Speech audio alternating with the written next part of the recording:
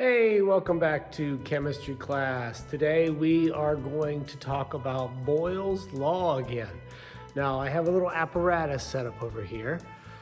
Oh, let's see, can I switch the screen around? Okay, so what we have here is a bell jar, and the bell jar fits on top of this little stand. There's a hole inside there, and it's hooked up to a vacuum pump. So what this is going to do is it's going to pull the air out of that container, creating maybe a vacuum, maybe not quite a vacuum, but much lower pressure. Let's look at our equation again. So we have the pressure times the volume.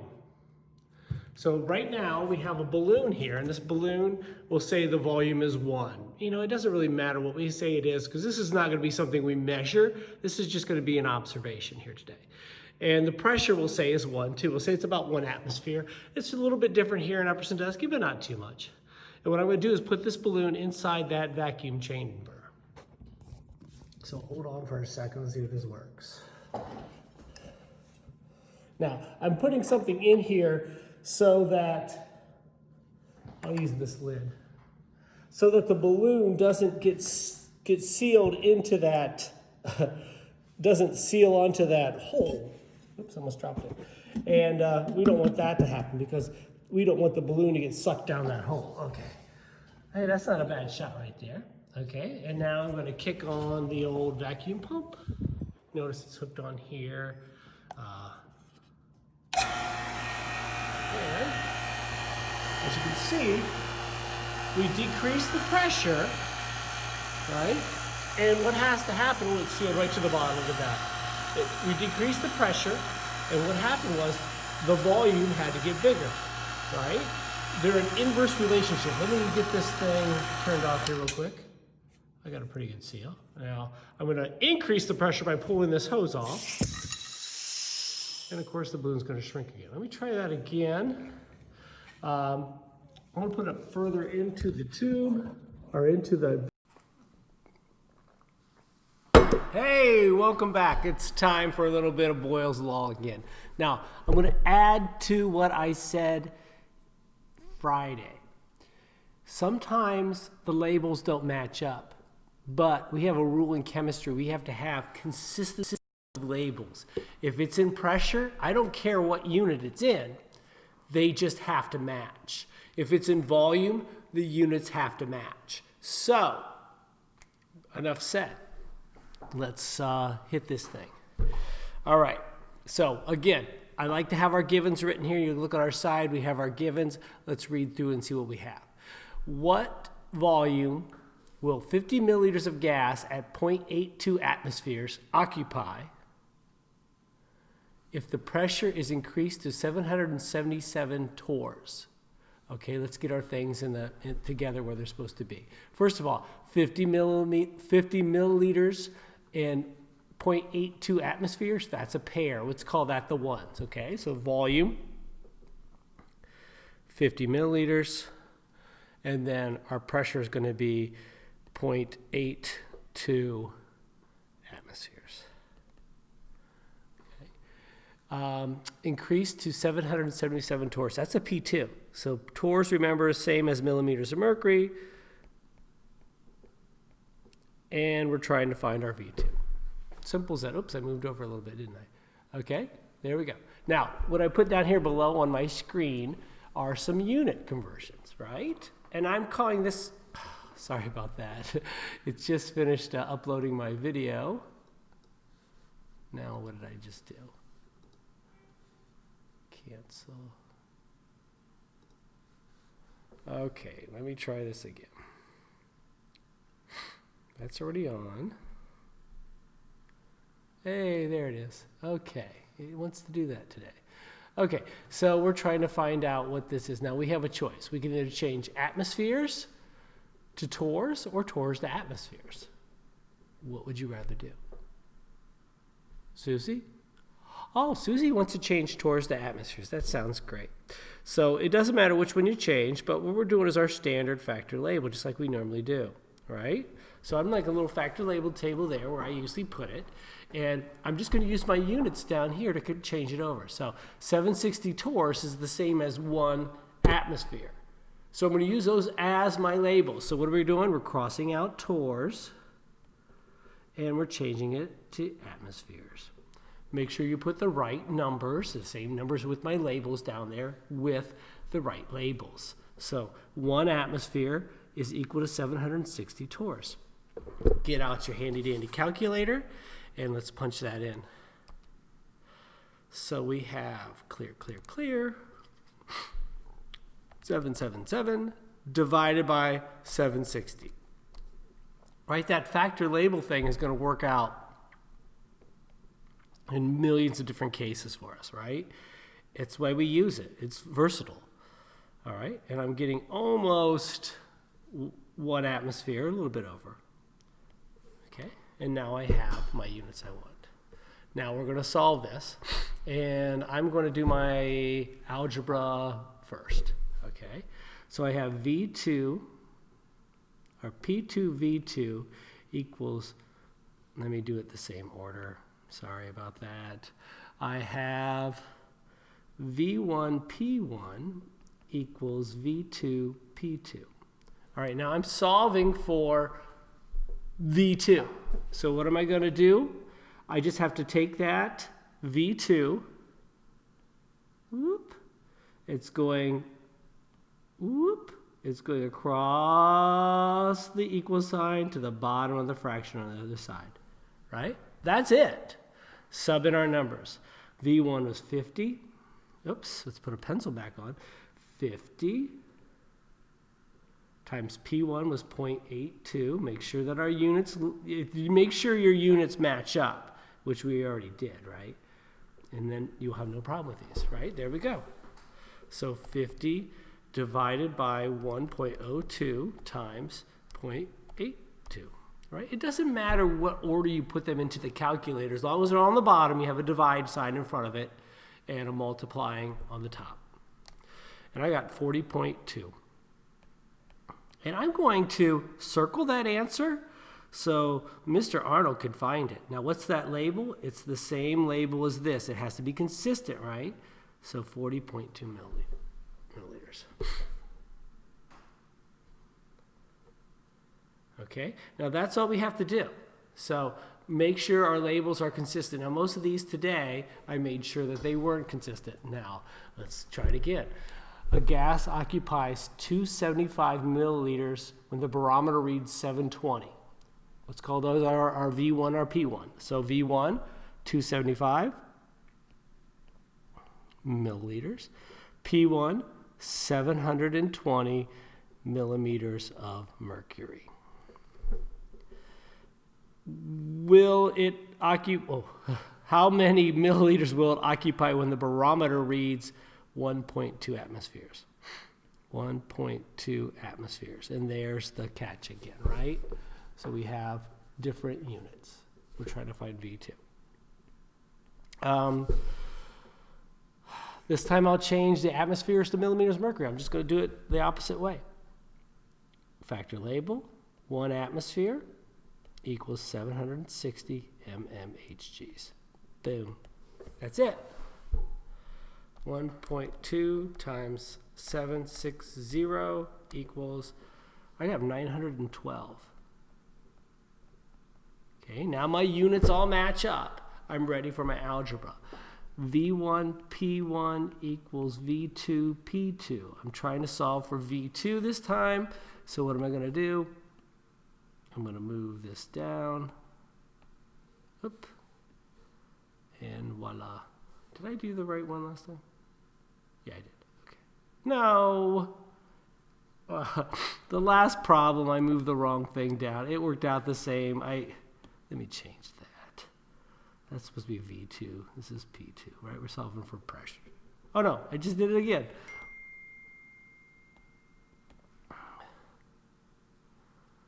Okay. So this is V2, this is P2. I'm so sorry about that. It didn't mess up anything. It just changed, okay? So now we have to sub in. All right. So we have, I'm getting a bunch of text. I'm sorry. 275 times 720 divided by 912. All right.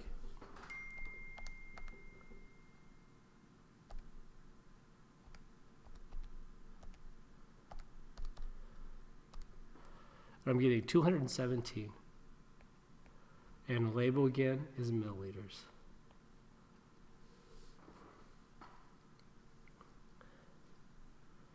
Okay. If you have it, go on. Don't wait on me. Find the volume of a gas at standard pressure. Standard pressure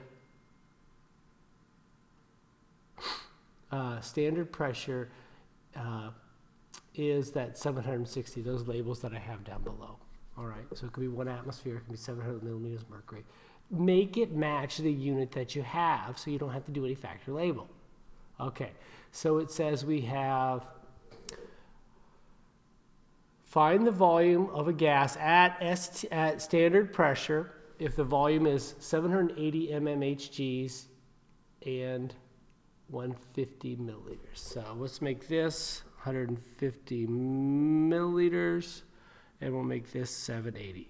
Now, I could have made that V2. It didn't matter as long as I have my pairs together. Oh, I wrote down the wrong thing. I'm sorry, my sister's distracting me. She keeps texting me, so... and what's pressure 2? Again, use 760 because it matches label-wise. So that way you're saving yourself an extra step. Now we're solving for V2. So what do we have? V1, P1. Oops, sorry, I almost did the algebra in my head. V2 over P2. And what are we going to do? We're going to get that V2 by itself. So move P2 down and over, and boom, we did it. All right. Sub in your numbers. 150 times 780 divided by 760. All right, and then punch in your calculator.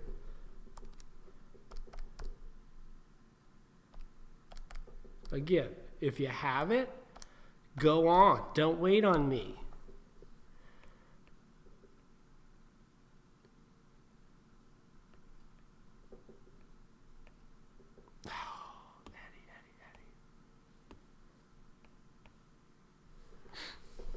What?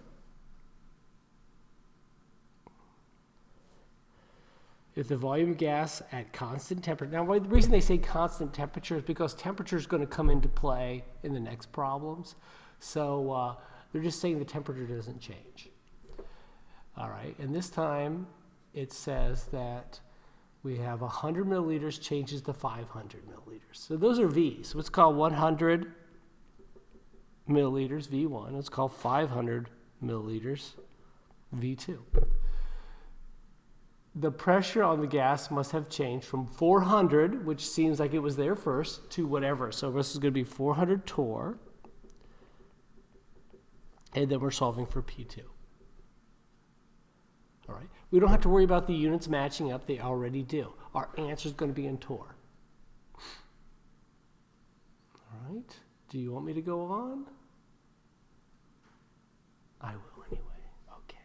Skip this part if you have it. All right.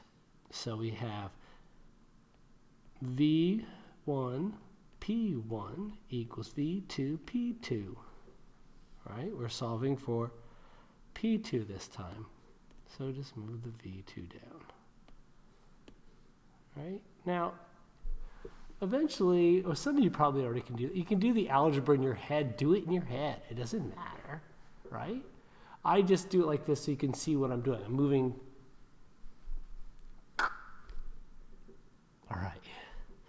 And let's plug in our numbers. So we have 100 times 400 divided by 500.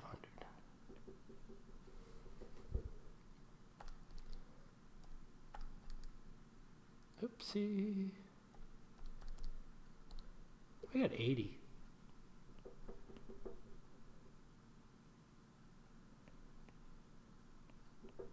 Oop.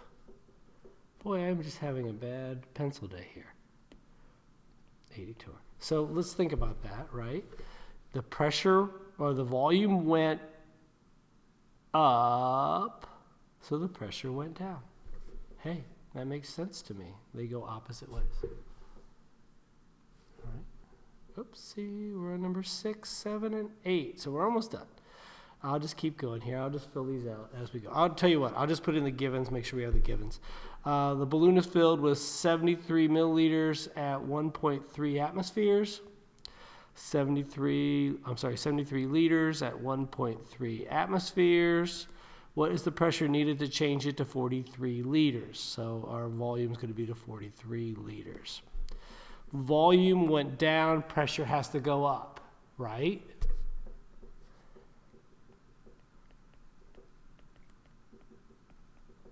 And we're solving for P2. Whoop, whoop. All right, plug those in, that should work out for you. 7.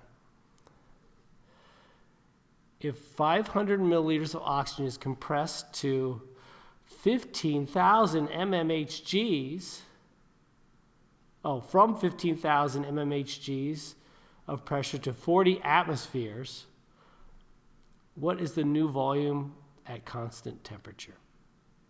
Okay, so let's get our things in the right spots.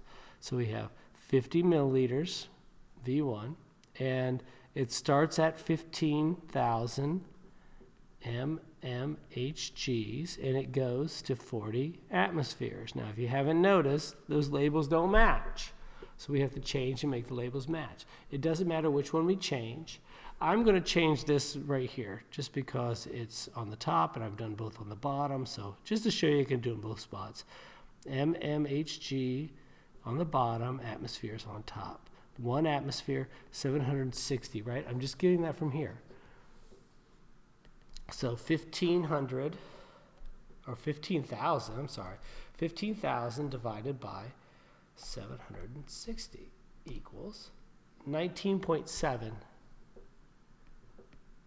and that's atmospheres now. Okay, we're solving for V2, so V1 P1 divided by P2 equals V2. All right, I just did the algebra in my head. Right? You can do it. And then we're going to sub it in. I do want to see that equation, though, because I want to make sure that you have the right equation. The equations are going to change for the next problems, and I just want to make sure that you're putting the right thing in the right spots. So if you show me that, it doesn't take much to show. Just show it to me so I can easily grade your paper or see what you're doing wrong if you are doing anything wrong. Hopefully not. So we have 50 times 19.7 divided by 40.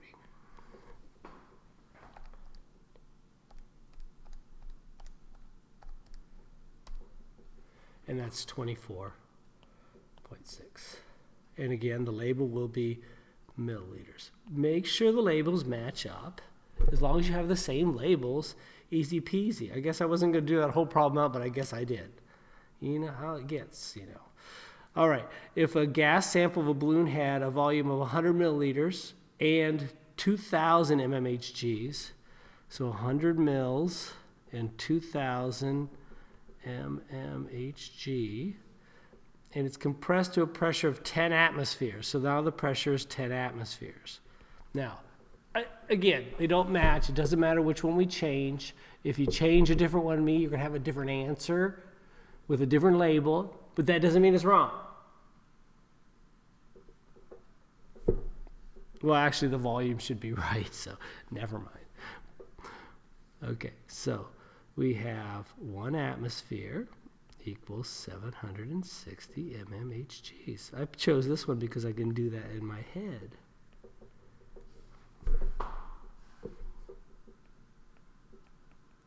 Okay, we're solving for V2 again. So V2 equals V1 P1 over P2. Again, if you don't know how to do that algebra, go back and watch what I did in the other sections. V1, 100, P1, 2000, P2, 7600. 100, times 2,000 divided by 7,600 equals, boom, 26.3, and the label is milliliters. Okay. I didn't mean to do almost all those for you, but I did anyway. Hopefully you didn't need my help all the way through.